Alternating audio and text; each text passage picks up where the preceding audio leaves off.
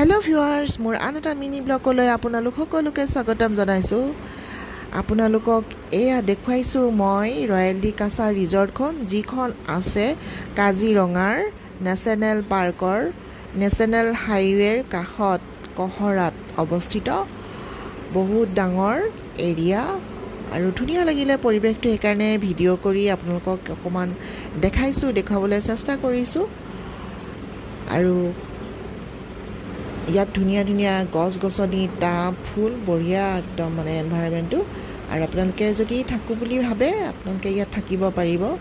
তো আমি আগতীয়াকৈ বুক কৰা নাছিলোঁ, গতিকে আমি বিচাৰি আছিলোঁ অলপ ৰিজনেবল প্ৰাইচত। আৰু এয়া আপোনালোকক দেখাইছোঁ ইভিনিং টাইমত ইমান ধুনীয়া লাগিছে আকাশখন। আৰু ইয়াৰ পৰিৱেশটোও দেখাইছোঁ, ফুলবোৰ বৰ ধুনীয়াকৈ ৰাখিছে টাববিলাক। আৰু ৰিজৰ্টখনো ধুনীয়া, এইটো মেইন এণ্ট্ৰেঞ্চ হয়। আৰু এইফালে ৰিচেপশ্যন, এইফালে সোমাই।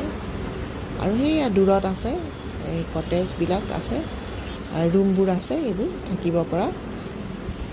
যদি ভিডিঅ'টো চাই ভাল পায় লাইক আৰু কমেণ্ট এটা কৰিব বুলি আশা ৰাখিলোঁ। Bye bye.